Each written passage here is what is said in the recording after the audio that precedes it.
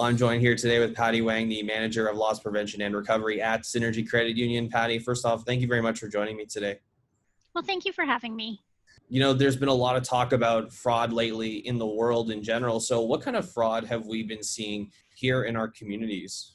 So today we're seeing a lot of our members getting the calls from Service Canada and CRA, and they're all from local numbers. They're saying that your SIN number has been blocked due to fraudulent activity. So if you do get those calls, hang up. Do not engage with the fraudsters, just hang up. It's okay. If you do get those calls though, we would ask that you write the numbers down and actually report it to the anti-fraud website. And you can Google the information, it's all online. And they actually keep track of the numbers and they can reach out to your cell phone provider and actually look at blocking different numbers.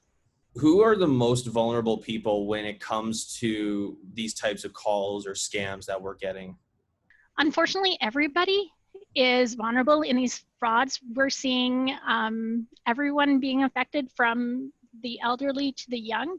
Unfortunately, we do see a higher rate in the elderly as they have the most funds, and we are seeing teenagers like 18, 19, they seem to be more trusting and they seem to believe what the fraudsters are saying. So we're just asking everybody to hang up if you get those calls.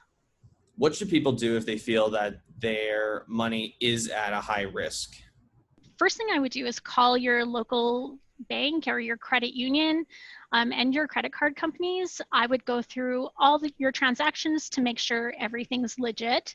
If you believe that you're part of a scam or have been scammed, please reach out to the RCMP and let them know, as well as report it to the anti-fraud website. If you believe your identity is stolen, it's very important that you actually reach out to Equifax or TransUnion and you can get a copy of your credit report.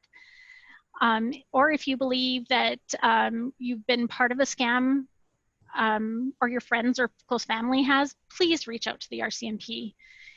If you were scammed on Facebook or eBay or Kijiji, reach out to those websites as well. They do have fraud blockers in place. So how can financial institutions help in situations like this? So if it's friendly fraud, so you gave out your PIN number, your bank card, your online passwords, unfortunately, there's nothing that any financial institutions can do because you're in breach of your PIN agreement. But if you're been scammed and people have gotten them illegitimately, we can definitely look at refunding your account, but we also can close all your accounts. We can close out all your online banking. We can freeze your account so we can monitor every transactions that's going through. If it was an e-transfer, we can try to retrieve the funds as well. And lastly, Patty, is there anything else that you would like to add? I think the thing that we like to say, if it's too good to be true, it usually is. Never ever give out your bank card or your PIN number to anybody. That's in breach of your agreement. Never give out your online banking access code, your username or your password. Never engage the fraudsters, just hang up. And the thing to remember too about this whole CRA scam is that CRA would never call and request money. They actually send out everything by paper mail still. So if you are getting a call from CRA, just hang up. Well, Patty, I really appreciate your time sharing us some great information on how we can protect ourselves when it comes to our money. So thank you.